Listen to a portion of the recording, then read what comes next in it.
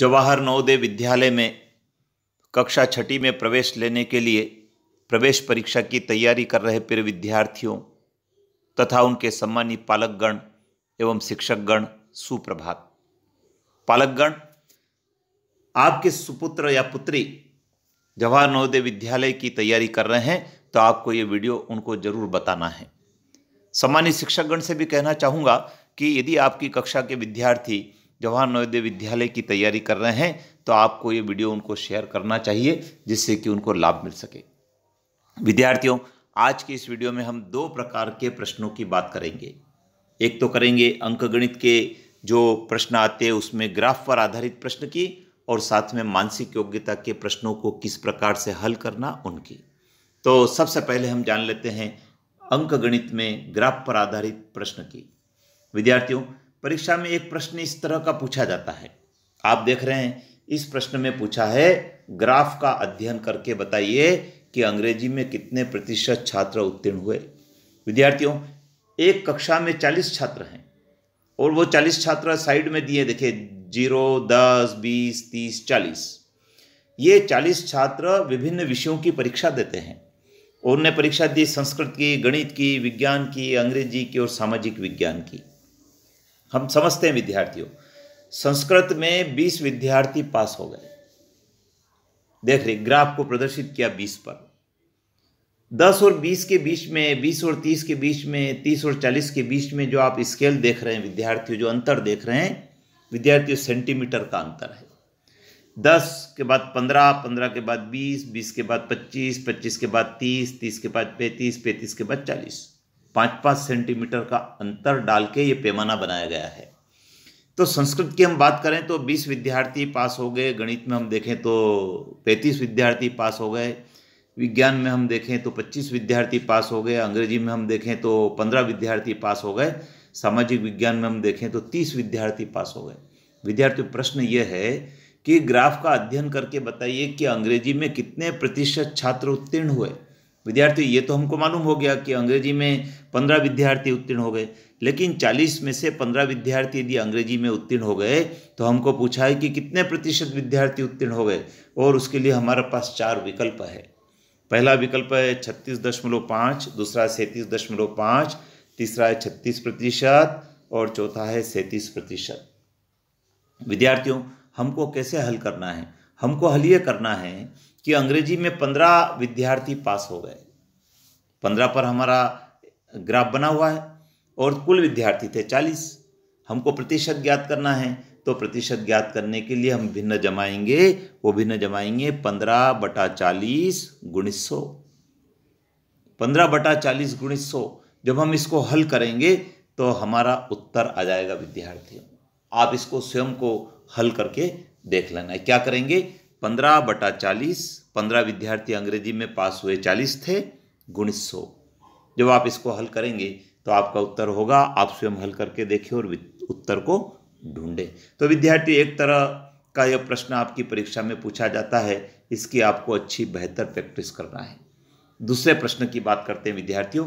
यह हमारी मानसिक योग्यता के प्रश्न का भाग है। विद्यार्थियों, कुछ आकृतियां दी होती है आपके प्रश्न पत्र में।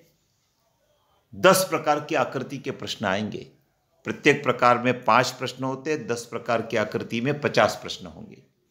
हम देख रहे हैं यहाँ पर प्रश्न क्रमांक 12।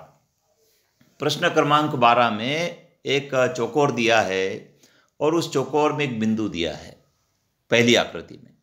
दूसरी आकृति में वो बिंदु खिसक गया है और सामने वाले भाग पर चला गया है।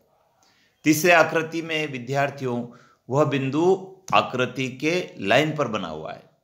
तो हम देखते हैं कि हमारी जो उत्तर आकृतियां दी है, इन उत्तर आकृतियों में कौन सा चौथा नंबर का उत्तर होगा। तो उत्तर आकृति में जो पहले नंबर का उत्तर है विद्यार्थियों, यही हमारा सही उत्तर है। क्यों?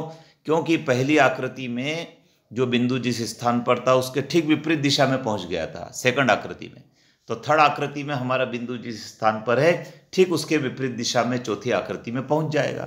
तो हमारा पहला विकल्प सही है। प्रश्न क्रमांक 13। प्रश्न क्रमांक 13 में हम देख रहे हैं विद्यार्थियों, एक त्रिभुज के अंदर प्लस का निशान है, दूसरी आकृति में चतुर्भुज हो गया, तीसरी आकृति में पंचभुज हो गया है। तो छठी आकृति में हमारा षष्ठभुज हो जाएगा और षष्ठभुज का हमारा जो उत्तर है विद्यार्थियों वो तीसरा उत्तर सही है। इसी प्रकार से प्रश्न क्रमांक 14 देखते हैं। प्रश्न क्रमांक 14 में हमको जो आकृति दी है, अगली आकृति में आप देखते हैं क्या परिवर्तन हुआ है, एक खड़ी लाइन और उसमें जुड़ गई है। तीसरे आकृति में हम देखते हैं क्या परिवर्तन हुआ है, एक खड़ी लाइन और जुड़ गई है। तो चौथी आकृति में हम देखते हैं कि एक खड़ी लाइन और जुड़ जाएगी और वह खड़ी लाइन हमारी जो जुड़ गई है विद्यार्थियों, तो हमारा जो सही उत्तर बन गया है वो बन गया है विकल्प नंबर 4। इसी प्रकार से हम देखते हैं प्रश्न क्रमांक 15।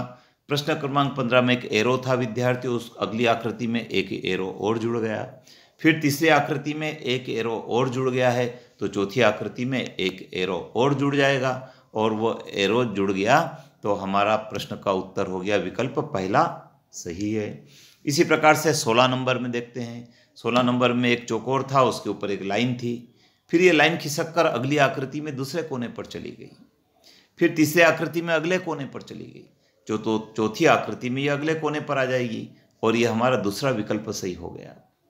17 नंबर आकृति देखते हैं। 17 नंबर आकृति में पहली आकृति में 2 लाइन थी विद्यार्थियों, ये घड़ी की जो क्लॉकवाइज है उस क्लॉकवाइज में घूम रही है, जैसे घड़ी का कांटा घूमता ना, ऐसा ये कांटा घूम रहा है। तो सेकंड आकृति में वो कांटा घूमकर आगे बढ़ चुका है, थर्ड आकृति में और आगे बढ़ गया, तो चौथी आकृति में और आगे बढ़ जाएगा। तो चौथी आकृति में जब हम इसको आगे बढ़ाएंगे तो हमारा पहला विकल्प सही होगा।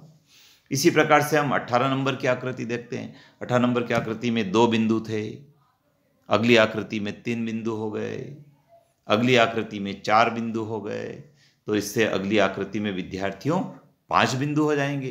तो 5 बिंदु वाली हमारी आकृति, ये चौथा विकल्प हमारा सही है। तो विद्यार्थियों इस प्रकार से हमने आज 2 प्रश्नों की चर्चा की है, एक तो मानसिक योग्यता के प्रश्नों की और एक ग्राफ के आधार पर प्रश्नों की। इस प्रकार के प्रश्नों की आप तैयारी रखें। पालक से कहना चाहूँगा, शिक्षक से कहना चाहूँगा कि आप चैनल को सब्सक्राइब कर लीजिए, क्योंकि अगला वीडियो फिर आपके जवाहर नवोदय परीक्षा से संबंधित ही आने वाला है, जो विद्यार्थियों को लाभदायक होगा। जय हिंद।